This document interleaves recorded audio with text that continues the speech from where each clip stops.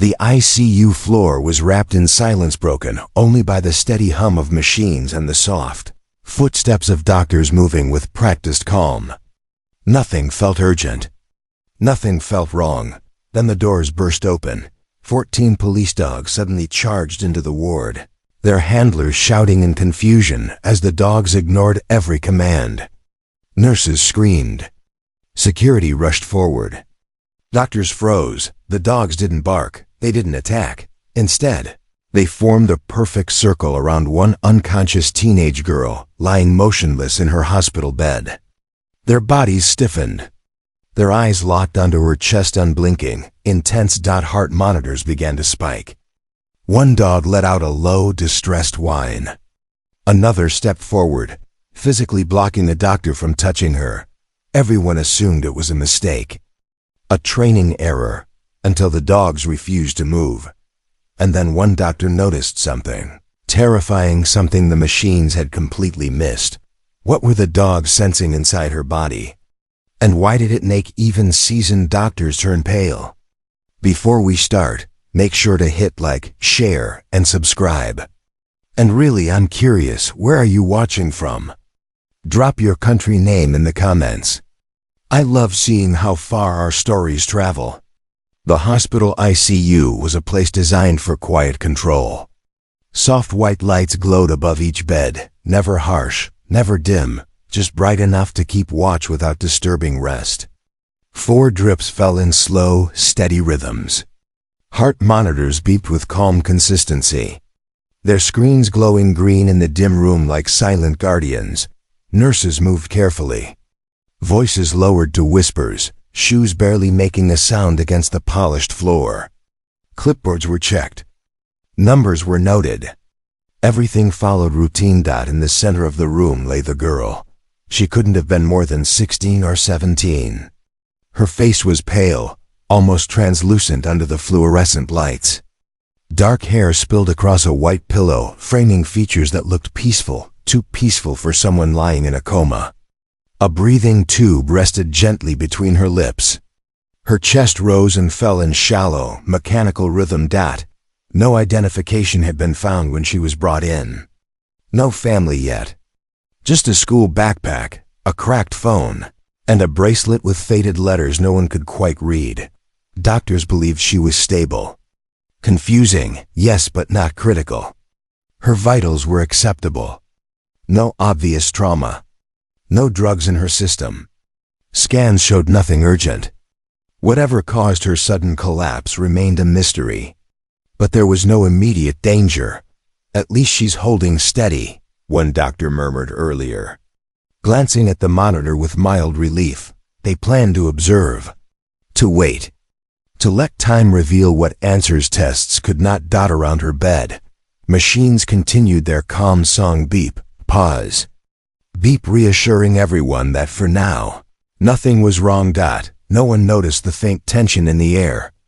No one sensed the danger silently building beneath her skin, and no one human at least realized that the calm filling the room was only an illusion, waiting to shatter. No one in the ICU knew her name.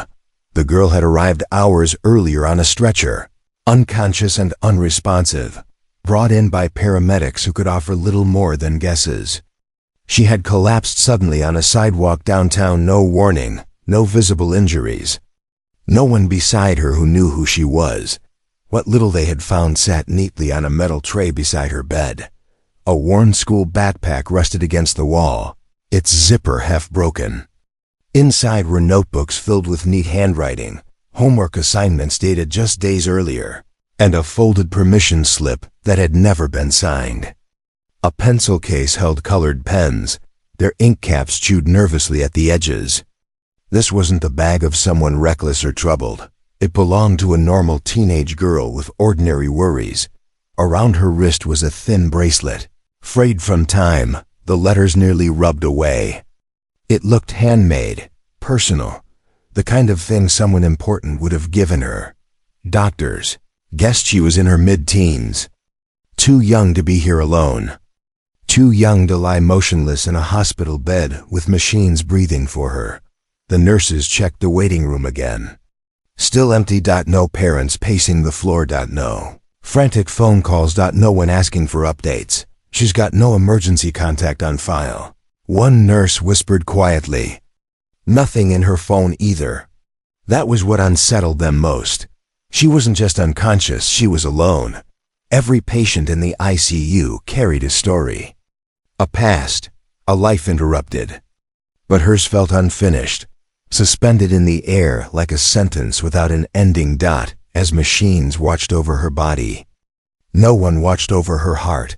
And while doctors debated diagnoses and nurses followed protocol, one truth lingered heavily in the room, whatever was happening to her. She was facing it without anyone who knew her name. For now, the presence of police dogs inside a hospital wasn't as unusual as it might seem. Earlier that morning, a nearby federal courthouse had received a credible security threat. As a precaution, law enforcement had expanded their perimeter to surrounding public buildings, including the hospital just 2 blocks away. The K-9 unit had been brought in to conduct a routine sweep. Hallways, storage rooms, loading docks. Nothing dramatic. Just protocol. 14 dogs. 14 handlers. Each handler moved with quiet confidence. Leashes held loose but controlled. Commands spoken low and firm. These weren't inexperienced animals. Every dog in the unit was trained to detect explosives, chemical agents, and subtle changes in human stress and scent. They were used to crowds, alarms, and chaos. Hospitals didn't faze them. Staff had been notified in advance. Nurses stepped aside calmly as the unit passed. Doctors barely glanced up from charts. To most people, it was just another security measure in a world that had learned to expect them. Sergeant Miller led the group, walking at the front with his German Shepherd, Atlas, a dog known for flawless discipline. Behind him, the others followed in perfect rhythm, boots quiet, paws even quieter. Standard sweep, Miller reminded his team softly. No distractions. No improvising. The dogs moved smoothly through the first floor, then the second. Nothing triggered alerts. No sudden stops. No tension in the leashes. Everything was controlled. Predictable. Routine. As they approached the ICU wing, a nurse signaled them to proceed with caution. Patients were fragile here. Silence mattered. Miller nodded. The handlers slowed their pace. The doors to the ICU slid open, revealing rows of beds, softly glowing monitors, and hushed medical staff going about their duties. Nothing suggested danger. Nothing suggested urgency. And yet, the moment the first dog stepped inside, the leash went tight. Something had changed. Something none of the humans noticed. But every dog in the unit felt instantly. Atlas was the first to stop, mid-stride. His paws froze against the polished ICU floor. One moment he had been walking in perfect rhythm beside Sergeant Miller, focused, controlled, obedient. The next, his body stiffened as if an invisible wall had risen in front of him. Miller felt the change instantly through the leash. "Atlas," he whispered, giving a gentle tug. "Heel." The command usually worked without fail. But this time, Atlas didn't move. His ears lifted sharply, rotating forward. His breathing slowed, then deepened, deliberate, searching. His head turned slightly, nose lifting as he drew in the air. Not the frantic sniffing of confusion, but the steady pull of concentration. Miller frowned. "What is it, boy?" Atlas's eyes locked onto a glass door at the far end of the corridor, an ICU room, set slightly apart from the others. Inside, a teenage girl lay motionless beneath thin white sheets, machines blinking softly around her. "Distraction," Miller muttered under his breath. Hospitals were full of strange smells, medication, disinfectant, stress. Dogs reacted sometimes. He gave a firmer command. "Atlas, heel." Instead, Atlas leaned forward. The leash tightened as the dog took a slow step toward the room. Then another. His posture was tense but controlled, tail low, muscles coiled beneath his fur. Miller's heart rate picked up. Atlas didn't break formation. Ever. Easy, he warned, glancing back at the other handlers. He's probably catching residual scent. But Atlas wasn't sniffing the floor. He was staring straight through the glass, unblinking. Focused, as if the girl inside the room were emitting something only he could sense. Without warning, Atlas pulled hard. The leash snapped taut in Miller's grip as the dog lunged toward the door, claws scraping softly against the floor. Nurses gasped. A doctor looked up in alarm. "Control your dog," someone hissed. Miller tightened his grip, shock flashing across his face. This wasn't distraction. This was a trained police dog reacting to something real. And whatever Atlas was sensing, it was coming from the girl who hadn't moved an inch. At first, everyone thought Atlas was alone. Then the second dog stopped. A Belgian. Malinois, halfway down the corridor, lifted her head sharply, ears twitching as if she'd just heard something no one else could. Her handler slowed, confused.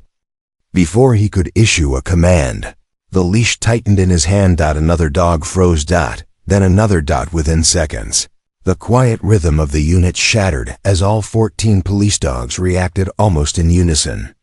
None of them barked. None of them growled. There was no aggression, only focus. Pure, unwavering intensity. Handlers shouted commands. Heel, stay, down. The dogs ignored every one. As if pulled by the same invisible force, they moved together toward the same IQ room. Leashes stretched tight. Boots slid on the floor as handlers struggled to keep control. Something's wrong. A nurse cried out. Security guards rushed forward, hands hovering near radios. Are they trained for this? One demanded. The dogs reached the room and did something no one expected. They stopped. 14 bodies formed a perfect circle around the hospital bed. They didn't touch the girl. They didn't sniff wildly. They simply stood, heads angled toward her chest, eyes fixed, breathing slow and deliberate. One dog let out a soft, distressed whine.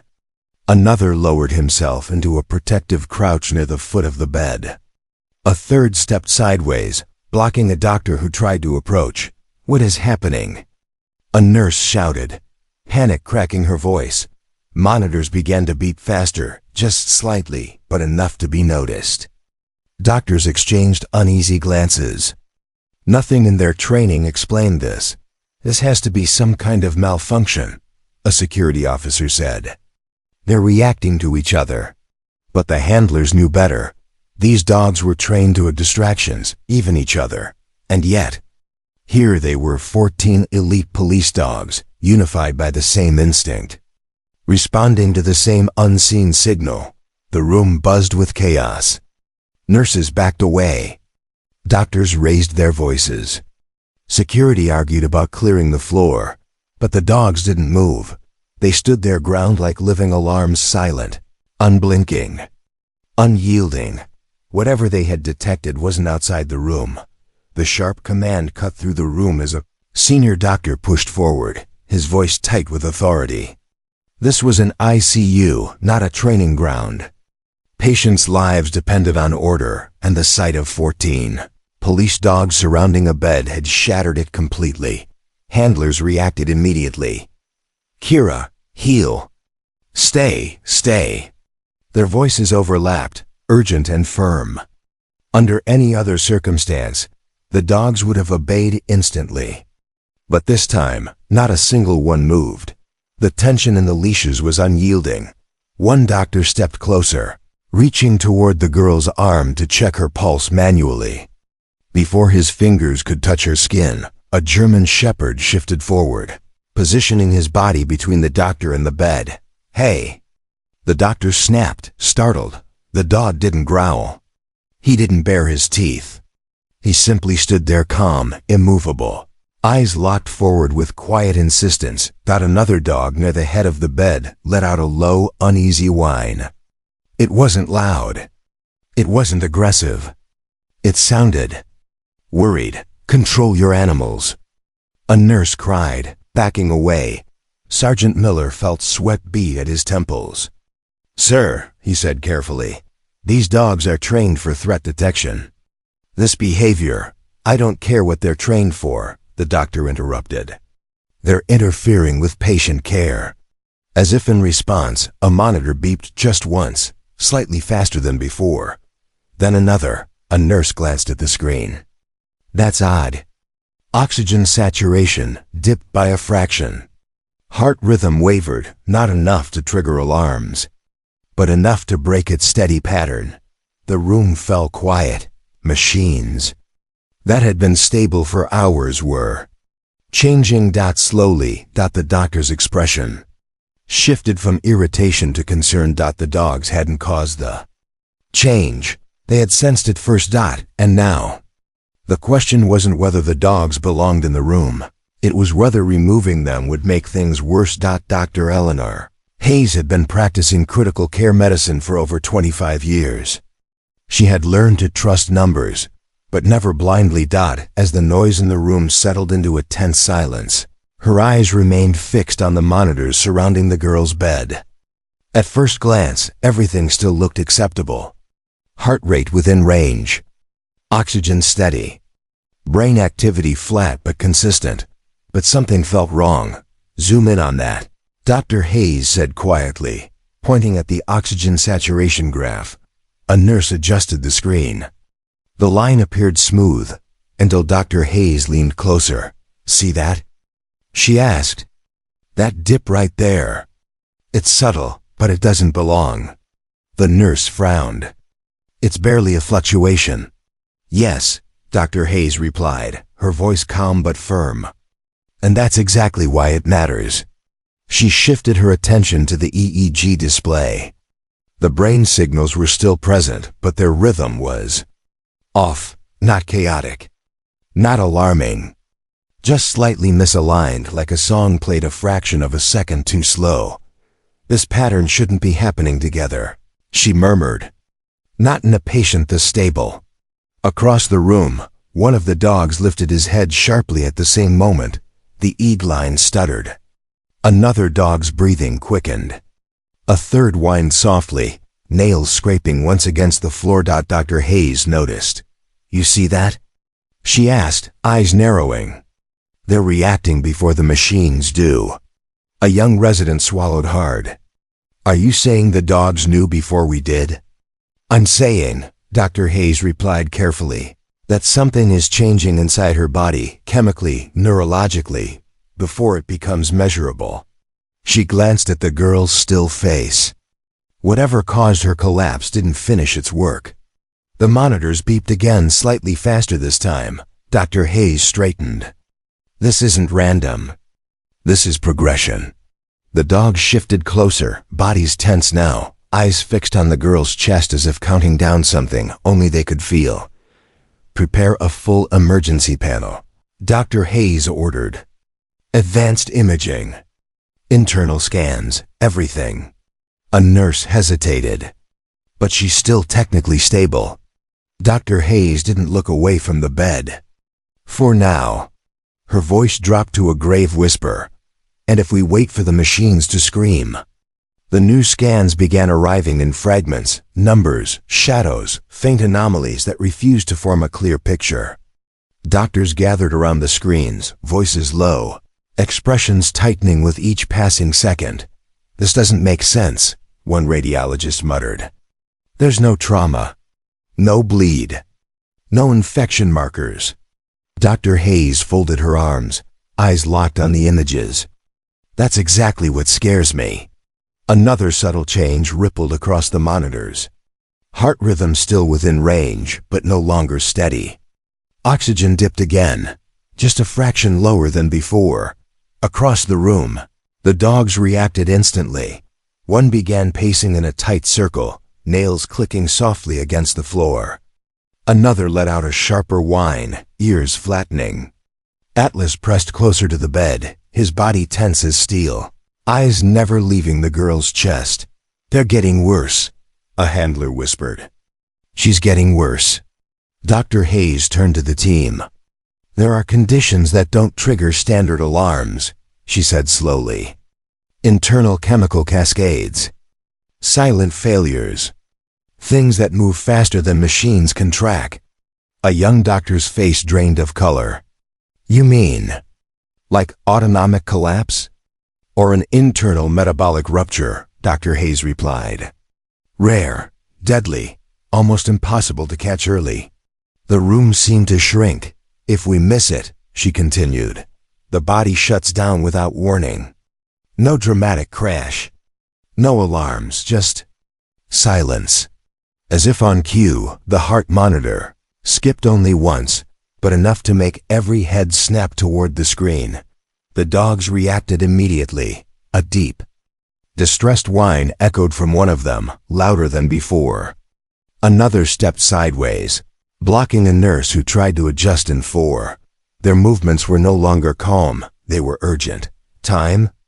Someone asked, voice barely above a whisper. Dr. Hayes swallowed. Hours, maybe less. A chill swept through the room. They weren't watching a stable patient. They were watching a countdown. And the only warning they had, the only reason they knew death was approaching, was standing on 4 legs around the bed, desperately trying to tell them what the machine still couldn't see. Activate emergency protocol. Dr. Hayes's command cut through the room with absolute clarity. Instantly, the ICU transformed. Calm efficiency gave way to controlled urgency. Nurses moved fast, hands steady but quick. Carts were wheeled in. Alarms were adjusted. Phones rang with clipped, urgent instructions. Page surgery. Now, prep imaging for immediate transfer. The girl's vitals were still holding, but barely. Each passing minute felt like borrowed time. As staff prepared to move her, the dogs reacted sharply. Atlas stepped forward, placing himself directly in front of the bed. Another dog moved to the opposite side, blocking the path toward the door.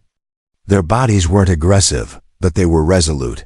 They won't let us take her, a nurse said, panic edging into her voice. Sergeant Miller tightened his grip on the leash, heart pounding. Atlas, move. The dog didn't budge. Miller dropped to one knee, eyes level with his partner. He'd trained with Atlas for years. He knew every signal, every hesitation. And then it hit him. They're not guarding her, Miller said suddenly, his voice tight with realization. They're waiting. Dr. Hayes turned. Waiting for what? For the moment she crashes, Miller replied. They're trained to respond when something is about to fail, not after it's already happened. Another monitor flickered. The dogs tensed all at once. They know it's close, Miller said quietly. Whatever's happening inside her, it's reaching the point of no return. The room fell silent for half a second. Then we don't wait, Dr. Hayes said. We move her now. With careful coordination, the team adjusted course. Instead of pulling her away from the dogs, they moved together, bed, equipment, handlers, and K9 unit advancing as one. Only then did the dogs step aside. They followed closely as the girl was rushed down the corridor. Paws echoing against the floor, eyes never leaving her face. This wasn't procedure anymore.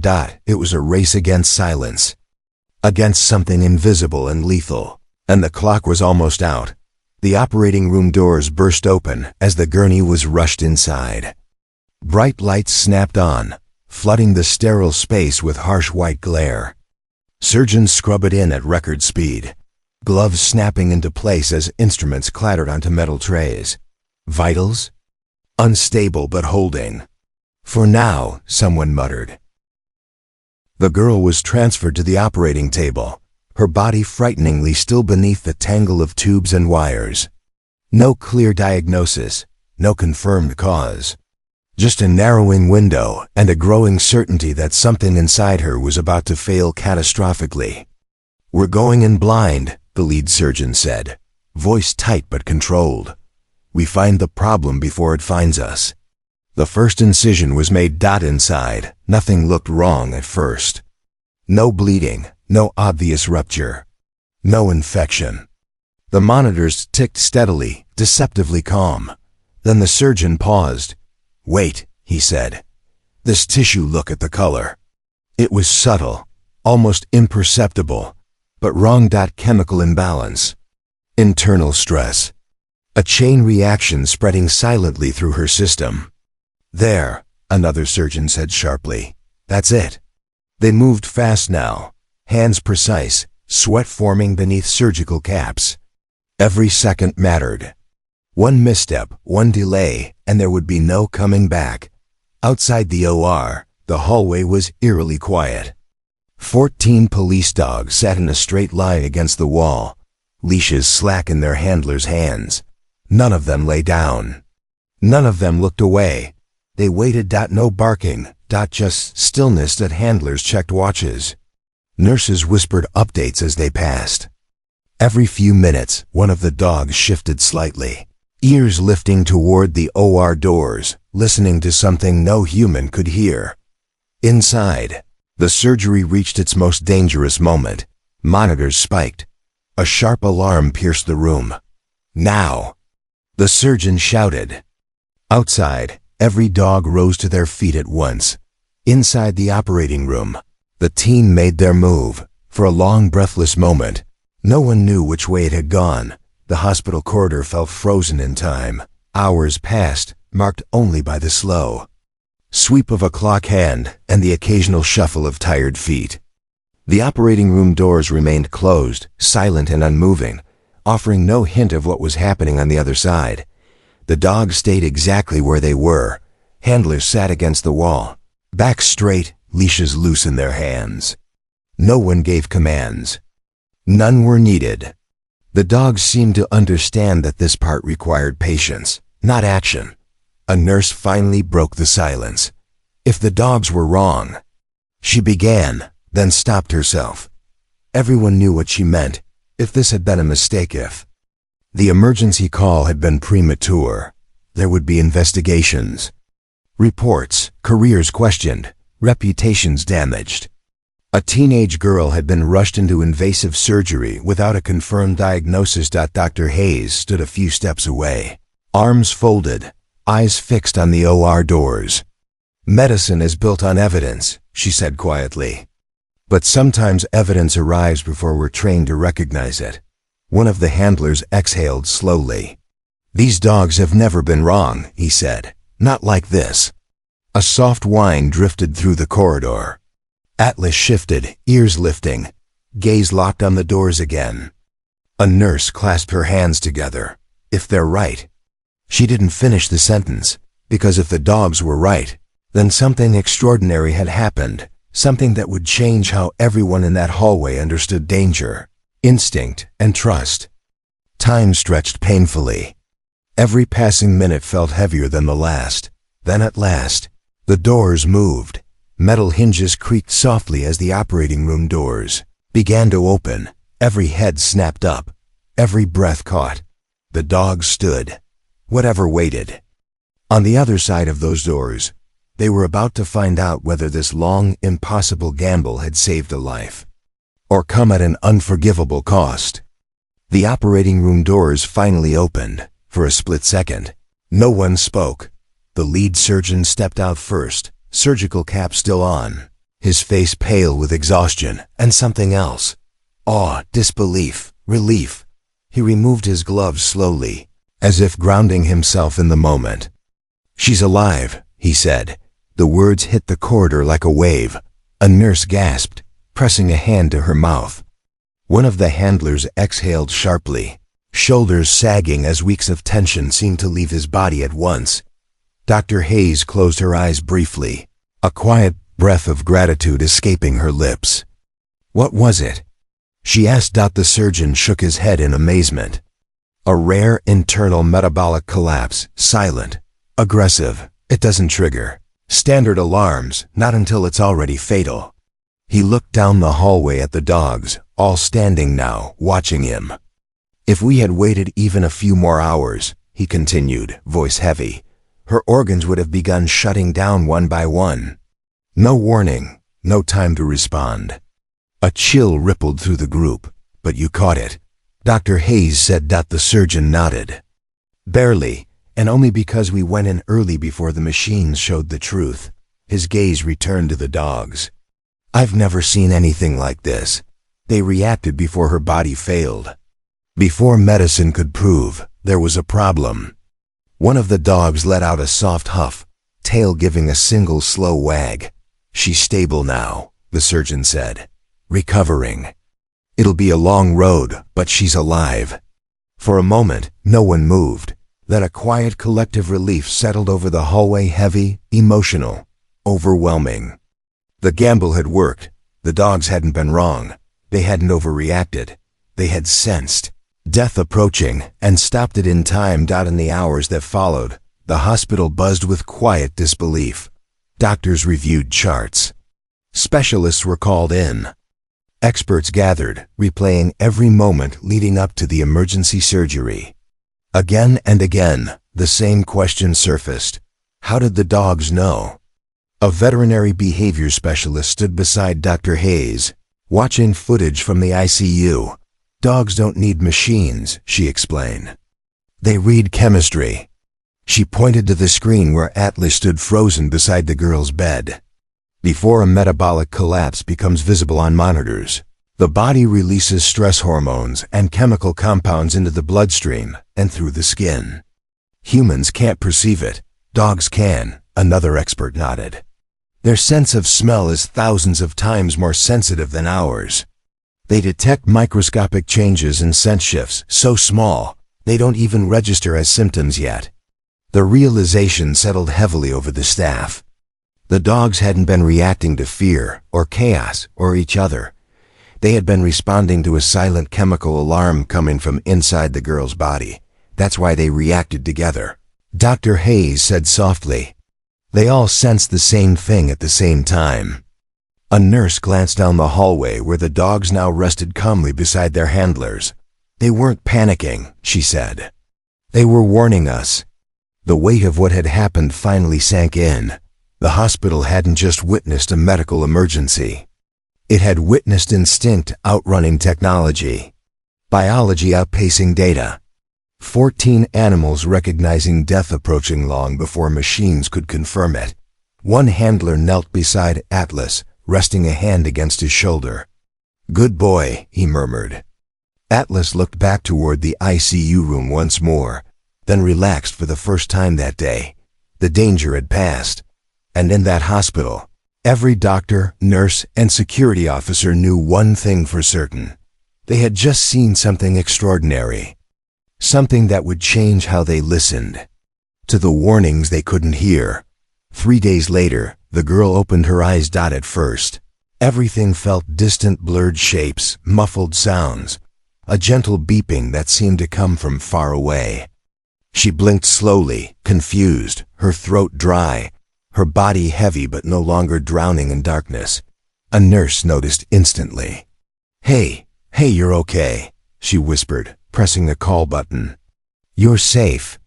Doctors rushed in, this time with smiles they didn't try to hide. They explained gently how she had collapsed, how something rare had been growing inside her body without warning, how she had almost slipped away without ever knowing why. She listened quietly. Then she asked a question no one expected. "Where are the dogs?"